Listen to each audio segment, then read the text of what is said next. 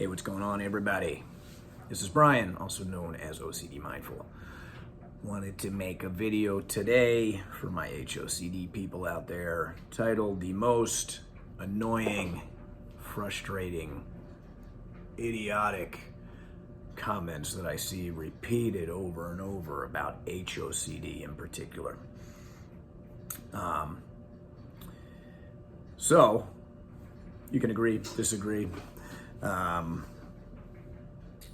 It's been great. I've been really happy that I've gotten on two OCD therapists. If you haven't watched those episodes, check it out. I had Grayson on as my first episode. I had a fellow named Harold Kirby on my second episode. And hopefully I'm going to be able to keep doing that. I personally, someone made a complaint on one of my last videos. This guy's not a physician. He doesn't make a disclaimer that he's not a physician. Yeah, I've made that disclaimer in a ton of my videos. I am not a doctor. I'm not a physician. I am a mindfulness instructor, certified mindfulness instructor, and somebody who used to be an OCD sufferer, who at the moment and probably for the last 6 years hasn't been an OCD sufferer. And someone who did a tremendous amount of research and learning on how to get better. And so it is tricky. I don't advise that people just go get help from any random person who says that, hey, I can treat your OCD. You should look into a certified specialist.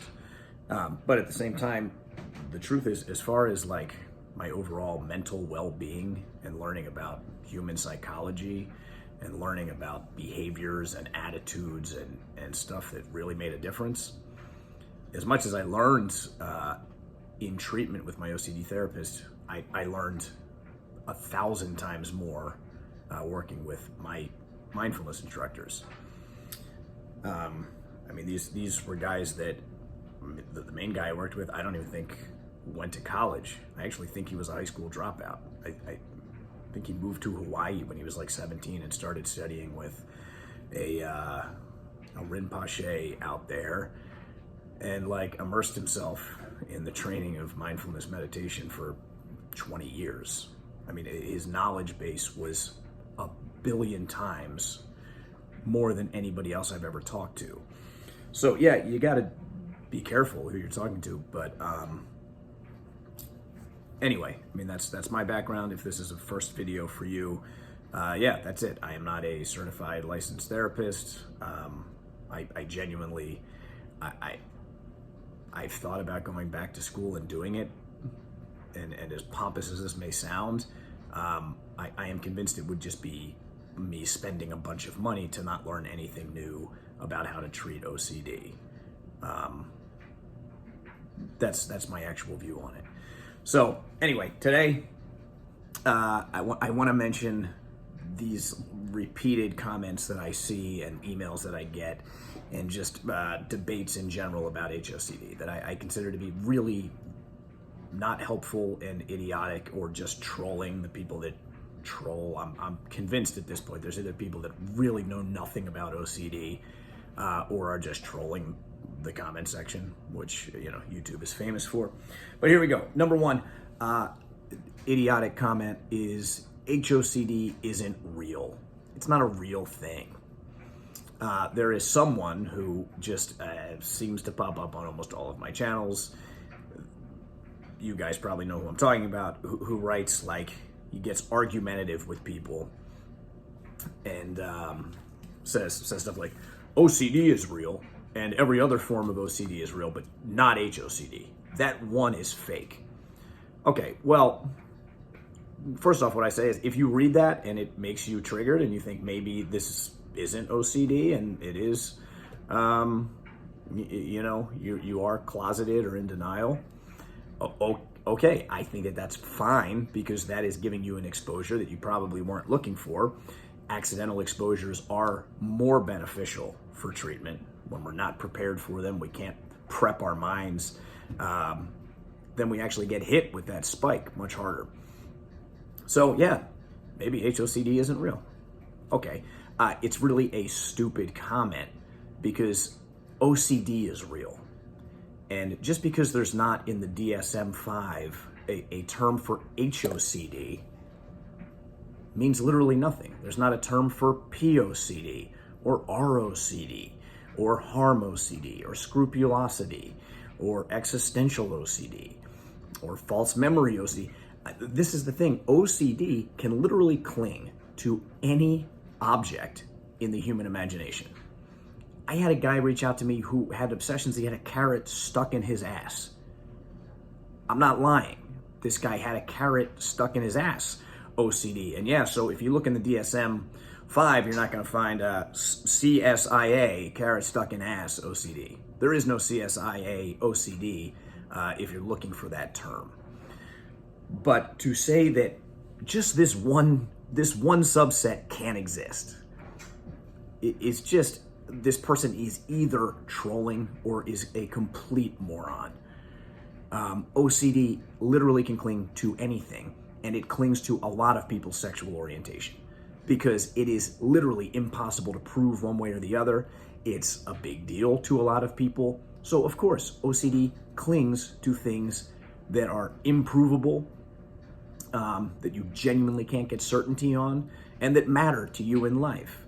And so, yeah, the whole gay straight thing, for some reason in 2021, is still a huge deal to a lot of people.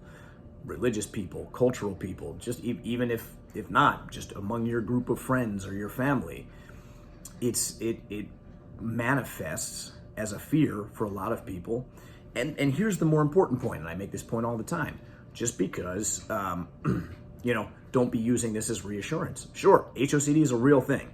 There's tons of people, the overwhelming majority of people who reach out to me have HOCD over all the other types of OCD. Okay, does that mean that I know they're not gay? No.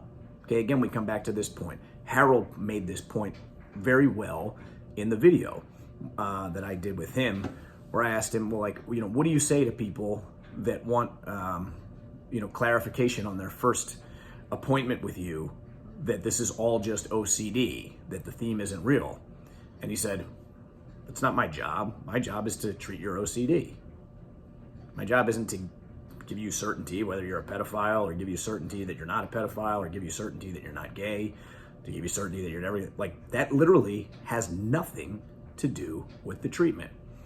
Okay, so I'll repeat this every time I make a video about HOCD. Give up looking for the answer. But here's the truth. If you are obsessing and you are doing rituals, then you have OCD. If you're doing that about your sexual orientation, then you have what most people refer to as HOCD. Okay? That is no guarantee that the threat may not be real. It's a very low probability, as John Grayson says. But in order for you to actually get better, you have to accept the possibility that maybe the actual threat, there's some truth to it. Maybe. I know people hate hearing that, but that is how this treatment works. Until you accept the possibility that maybe it's real, you can't habituate to it. So you're stuck spinning your wheels. So for people who say they have some other way out, maybe something worked for them, but this has been studied by a lot of people for a long time. There has been no successful way to work around acceptance of uncertainty and to get better. It is the first and most crucial step. Okay, number 2, I've heard this one a lot. You guys are just all probably bisexual. Straight people don't think about this stuff.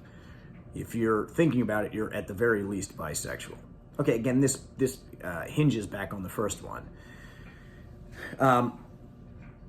The same exact way that people who aren't actual serial killers can still have obsessions that they are going to murder people. People who aren't gay at all or bi at all can be having obsessions and thoughts about it. And so I still like the treatment strategy of saying okay, maybe I'm gay, maybe I'm straight, and maybe I'm something in between. But to just try to say to someone, hey dude, just accept that you're bisexual and move on, does nothing. That's not going to work for anybody. I could tell you to try that right now. I'm willing to bet most of you, you're not bisexual. And so, what's going to happen if I tell you that you are? Are you going to go out and just be happily bisexual now? No, it does nothing. So there's another really dumb, idiotic comment. Number 3, you probably just have low testosterone. Okay. Again, really, really stupid. People get so hung up on the gay straight thing. It does sit alone in this sort of category of OCD that people treat it differently because they're like, oh, there's actually something really going on here. You might have low testosterone. You can go get that looked at, but you could get your testosterone levels back to where they are. I got testosterone checked at one point when I was obsessively trying to figure this thing out. I tried every trick in the book. I changed my diet. I gave up sugar. I gave up dairy. I gave up gluten.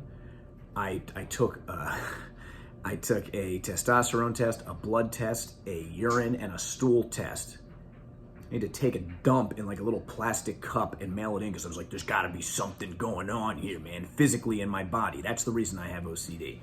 No, most of you who have HOCD, you might have low testosterone from having chronic anxiety, and that could have bled into depression. And there is a correlation found oftentimes between people with anxiety, depression, and low testosterone.